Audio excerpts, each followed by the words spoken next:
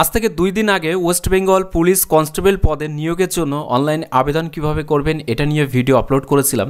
সেই ভিডিও নিচে কিন্তু অনেকে কমেন্ট করে জানিয়েছেন যে অনেকের ক্ষেত্রে নামের বানান ভুল হয়েছে, বা এখানে একজন কমেন্ট করেছেন ফাদার নেম ভুল হয়ে গেছে, পরে আবার কারেকশন করার ডেট দেবে কিনা।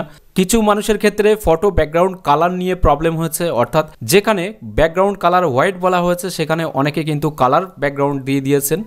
অনেকের ক্ষেত্রে এখানে কিন্তু মোবাইল থেকে অ্যাপ্লিকেশন করা যাবে কিনা বা সিগনেচার আপলোড করা যাচ্ছে কিনা এই বিষয়ে জানতে চেয়েছেন, এবং ম্যাক্সিমাম ক্ষেত্রেই দেখা যাচ্ছে যে এখানে কিন্তু অনেকেই ভুল করে রেখেছেন, অর্থাৎ অ্যাপ্লিকেশন করার সময় কিন্তু অনেকেরই ভুল হয়েছে। এই ভুল এবং ফটোর বিষয়টা কিন্তু দেখতে পাচ্ছেন যে বহু মানুষ কিন্তু ফটোর বিষয়টা নিয়ে কমেন্ট করেছেন যে এই ফটোটা যারা আপলোড করেছেন কালার ফটোগ্রাফ ব্যাকগ্রাউন্ড তাদের ক্ষেত্রে অ্যাপ্লিকেশনটা ক্যান্সেল হবে কিনা, এছাড়াও অ্যাপ্লিকেশন এডিট করা যাবে কিনা।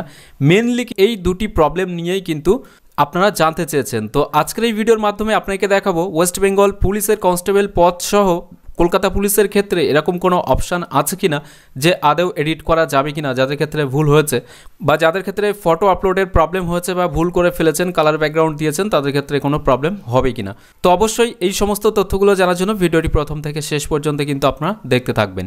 তো প্রথমত আমরা রিক্রুটমেন্টের যে অফিসিয়াল ওয়েবসাইটটা আছে ওয়েস্ট বেঙ্গল পুলিশ এবং কলকাতা পুলিশের জন্য এই দুটি নোটিফিকেশান যেহেতু দেখব, তার জন্য ফার্স্ট আমরা দেখব যে ওয়েস্ট বেঙ্গল পুলিশের ক্ষেত্রে কী ক্রাইটেরিয়া আছে। এর জন্য ভিউ ডিটেলসে ক্লিক করলাম, ইনফরমেশান টু অ্যাপ্লিকেন্ট এই অপশানে গেট ডিটেলসে ক্লিক করলাম। এখানে ক্লিক করার সাথে সাথে কিন্তু অফিসিয়াল যে নোটিফিকেশান বা বিজ্ঞপ্তি সেটাই কিন্তু এখানে ওপেন হবে। ফার্স্ট আমরা দেখব ফটোর ব্যাপারটা, যে ফটোটা কি দিতে হবে বা কি ক্রাইটেরিয়া আছে। তো ফটোর ক্ষেত্রে এখানে যে ক্রাইটেরিয়া দেওয়া আছে তার আগেই কিন্তু এখানে বলা হয়েছে any mismatch will be lead to their non admittance in the process of the selection, অর্থাৎ এখানে কিন্তু ক্লিয়ার বলা হয়েছে যে কোনো রকম গড়মিল কিন্তু তাদের সিলেকশন প্রক্রিয়ায় কিন্তু বাধাপ্রাপ্ত হবে। এখানে ফটোগ্রাফের ক্ষেত্রে যে কন্ডিশনগুলো দেওয়া হয়েছে, প্রথমত রিসেন্ট একটা ফটো লাগবে যেটা কিন্তু 3 মাসের বেশি পুরনো হলে চলবে না, এবং এখানে আপনি যে পাসপোর্ট ফটোটা দেবেন সেটা যেন স্ট্রেট এবং সোজা হয় বা ক্যামেরার দিকে তাকানো থাকে। এবং এখানে দ্বিতীয় অপশানে কিন্তু বলা হচ্ছে অবশ্যই এটা কিন্তু সাদা ব্যাকগ্রাউন্ড হতে হবে এবং পরিষ্কার স্বচ্ছ কন্ট্রাস্টের মাধ্যমে হতে হবে। এরপরে এখানে কোনো রকম ফেস কভারিং হলে চলবে না, কোনো রকম মাথা কভারিং হলে চলবে না। এছাড়াও আই অর্থাৎ আপনার চোখ কিন্তু খোলা রাখতে হবে, ভিজিবল এবং free from reflection or glare from glasses. এরপরে এখানে বলা হচ্ছে যে আপনার চোখটা কিন্তু কোনো রকম কভার থাকলে হবে না, সেটা সানগ্লাস হতে পারে, টিনটেন্ট হতে পারে, গ্লাসেস বা গ্লাস ফ্রেম ইত্যাদি। এরপরে আপনার ফটোতে লাল চোখ এবং কোনো রকম শ্যাডো থাকলে কিন্তু চলবে না, এবং এখানে নর্মাল এক্সপ্রেশন যেটা সেটাই কিন্তু রাখতে হবে। তো ফটোর ক্ষেত্রে এই সমস্ত ক্রাইটেরিয়া কিন্তু দেওয়া হয়েছে। যারা ব্যাকগ্রাউন্ড কালার দিয়ে ফেলেছেন বা একটু ফটোটা বাঁকা আছে বা স্পষ্ট ক্লিয়ার নয় তাদের ক্ষেত্রে কিন্তু অ্যাডমিট কার্ড আসতে প্রবলেম হবে বা নাও পেতে পারেন, বা আপনার এই অ্যাপ্লিকেশন প্রক্রিয়া যেটা সেটা কিন্তু বাতিলও হতে পারে। এটা কিন্তু এখানে মেনশন করে বলে দেওয়া হয়েছে যে কী কী লাগবে। এছাড়াও সিগনেচারের ক্ষেত্রে যেটা বলা হয়েছে যে সিগনেচারের ক্ষেত্রেও যদি কোনো রকম মিসম্যাচ থাকে তাহলেও কিন্তু আপনাকে লেভেল 2 ক্যান্সেলড হয়ে যাবে আপনার অ্যাপ্লিকেশন ফর্মটি। এবং এখানে ডাইমেনশন যেটা দেওয়া হয়েছে ফটোর ক্ষেত্রে কিন্তু, অর্থাৎ পাসপোর্ট সাইজের যে ফটোটা আপলোড করবেন সেটার ক্ষেত্রে 177 পিক্সেল হাইট, 138 পিক্সেল ওয়াইড হতে হবে, 4.5 সেন্টিমিটার হাইট এবং 3.5 সেন্টিমিটার ওয়াইড হতে হবে। এছাড়াও সিগনেচারের ক্ষেত্রে 63 পিক্সেল হাইট এবং 350 পিক্সেল ওয়াইড হতে হবে, এবং 1.7 সেন্টিমিটার হাইট এবং 9.2 সেন্টিমিটার ওয়াইড কিন্তু হতে হবে। না হলে কিন্তু আপনার অ্যাপ্লিকেশন ফর্ম যেটা সেটা কিন্তু বাতিল হয়ে যাবে যদি আপনি এই যে মাপটা আছে এই মাপের মধ্যে সঠিকভাবে না দিয়ে থাকেন। এবারে দেখব যে আপনার অ্যাপ্লিকেশন করেছেন কোনো একটা ভুল ইনফরমেশান আপনি দিয়ে ফেলেছেন, সেটা এডিট করা যাবে কিনা সেটাই এবার জানবো। তো এর জন্য এই নোটিফিকেশানের মধ্যেই কিন্তু পরিষ্কারভাবে বলে দেওয়া হয়েছে এডিটিং উইন্ডো এই জায়গাতে, যে 7 দিনের জন্য কিন্তু একটা এডিটিং উইন্ডো দেওয়া হবে যেখান থেকে আপনি কিন্তু আপনার পার্সোনাল ইনফরমেশান যেগুলো অলরেডি সাবমিট করেছেন আপনার অ্যাপ্লিকেশন ফর্মে সেগুলো কিন্তু আপনি এডিট বা চেঞ্জ করতে পারবেন, যেটা স্টার্ট হবে 8/4/2024 থেকে 14/4/2024, অর্থাৎ এই 7 দিনের মধ্যেই কিন্তু আপনাকে এডিট করে নিতে হবে। এবং এডিট করার যে সিস্টেমটা রয়েছে সেটা হচ্ছে এডিট উইন্ডো যখনই ওপেন হবে সেখানে অ্যাপ্লিকেশন সিরিয়াল নাম্বার এবং রেজিস্টার্ড মোবাইল নাম্বার এবং ডেট অফ বার্থ আপনারা দিয়ে দেবেন। এরপরে কিন্তু একটি ওটিপি আসবে, সেই ওটিপি দিয়ে সাবমিট করলে আপনি কিন্তু যে সমস্ত জিনিসগুলো এডিট করতে পারবেন সেটা হলো পার্সোনাল ইনফরমেশান বা ডকুমেন্টস ডিটেলস, এরকম সব কিছু এডিট করতে পারবেন। শুধুমাত্র যেগুলো এডিট করতে পারবেন না সেটা হলো পার্মানেন্ট স্টেট, যেটা সেটা চেঞ্জ করতে পারবেন না। আপনি আপনার মোবাইল নাম্বার চেঞ্জ করতে পারবেন না, আপনি আপনার ইমেল আইডি যেটা সেটা চেঞ্জ করতে পারবেন না। বাকি যে সমস্ত জিনিসগুলো আছে সেগুলো আপনি চেঞ্জ করতে পারবেন। এছাড়াও যেটা বলা হচ্ছে যে আপনি কিন্তু আপনার যে ক্যাটাগরিটা আছে সেই ক্যাটাগরিটা কিন্তু চেঞ্জ করতে পারবেন, তবে এখানে নন পেইং ক্যাটাগরি যারা আছেন এসসি এসটি থেকে আপনি কিন্তু চেঞ্জ করে ইউআর ইডব্লিউএস ওবিসি এ বা ওবিসি বিতে কিন্তু আপনি এডিট করে বা আপনার এই ক্যাটাগরিটা কিন্তু চেঞ্জ করতে পারবেন না।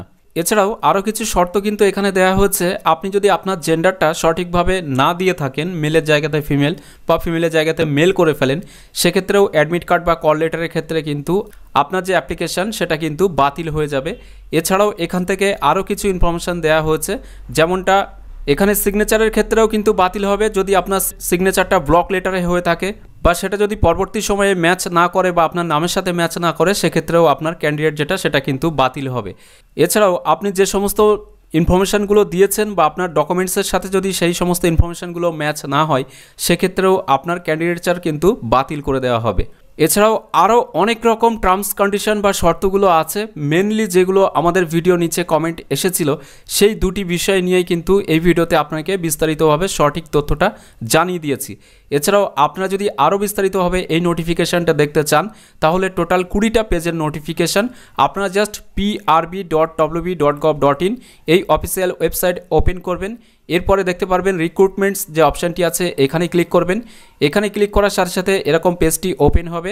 এখান থেকে আপনাকে কিন্তু recruitment to the post of constable in West Bengal police 2024 এখানে ভিউ ডিটেলসে ক্লিক করতে হবে।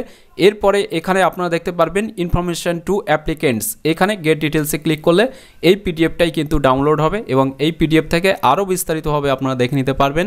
তো এতক্ষণ দেখলাম ওয়েস্ট বেঙ্গল পুলিশের কনস্টেবল পদের নিয়োগের জন্য এডিট করা যাবে কিনা। এবার দেখব কলকাতা পুলিশের ক্ষেত্রে এরকম কোনো নিয়ম আছে কিনা। এর জন্য কলকাতা পুলিশ কনস্টেবল বা লেডি কনস্টেবল এখানে ক্লিক করলাম ভিউ ডিটেলসে। এরপরে এখানে ইনফরমেশন অফ অ্যাপ্লিকেন্টস এখানে ক্লিক করলে এখানে গেট ডিটেলসে যখনই ক্লিক করবেন তখন দেখবেন এরকম কিন্তু অফিসিয়াল যে পিডিএফ সেটা কিন্তু ওপেন হবে। এখান থেকে আমরা দেখব ফটো বা এডিটের জন্য কী সিস্টেম রয়েছে। তো কলকাতা পুলিশ কনস্টেবলের ক্ষেত্রেও কিন্তু এখানে ফটোর যে প্রবলেমটা ছিল, যেটা অনেকে কমেন্ট করেছিলেন, এখানেও কিন্তু হাইলাইটেড ভাবে দেওয়া হয়েছে must be on white background, অর্থাৎ সাদা ব্যাকগ্রাউন্ড কিন্তু হতে হবে। এখানেও কোনো রকম ফেস যেন কোনো কভারিং না থাকে, মাথায় কোনো টুপি বা চোখে কোনো সানগ্লাস বা কোনো রকম গ্লাস বা আপনার ছবিটা যেন ভিজিবল হয় বা পরিষ্কার ক্লিয়ার হয়, এই সমস্ত ক্রাইটেরিয়া বা কন্ডিশন কিন্তু এখানেও দেয়া আছে।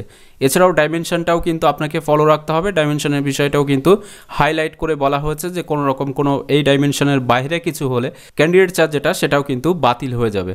এবং কলকাতা পুলিশ কনস্টেবলের ক্ষেত্রেও কিন্তু এডিটিং উইন্ডো দেওয়া হবে, যেমনটা ওয়েস্ট বেঙ্গল পুলিশের ক্ষেত্রে দেওয়া হয়েছে। এডিটিং উইন্ডোও কিন্তু এর ক্ষেত্রেও 7 দিন থাকবে, যেটা শুরু হবে 1 এপ্রিল থেকে 7 এপ্রিল পর্যন্ত। এখানে এই ডেটের মধ্যে কিন্তু আপনি এডিট করতে পারবেন। এডিট করার যে system, application serial number, registered mobile number, date of birth, এগুলো দিলে কিন্তু আপনার রেজিস্টার্ড ফোনে ওটিপি যাবে, ওটিপি দিয়ে সাবমিট করলে কিন্তু আপনি এডিট করতে পারবেন। তবে এখানেও একই নিয়ম দেওয়া হয়েছে, পার্মানেন্ট স্টেট, মোবাইল নাম্বার বা ইমেল আইডি এগুলো কিন্তু চেঞ্জ করতে পারবেন না। এছাড়াও নন পেইং ক্যাটাগরি যেমন এসসি এসটি থেকে আপনি ক্যাটাগরি চেঞ্জ করে আনরিজার্ভ বা ইডব্লিউএস বা ওবিসি এ বিতে কিন্তু নিয়ে যেতে পারবেন না বা অ্যালাউ কিন্তু নেই। এছাড়াও আপনারা চাইলে এই নোটিফিকেশানটার সমগ্র বিস্তারিত তথ্যগুলো আরও ভালো করে কিন্তু দেখে নিতে পারবেন।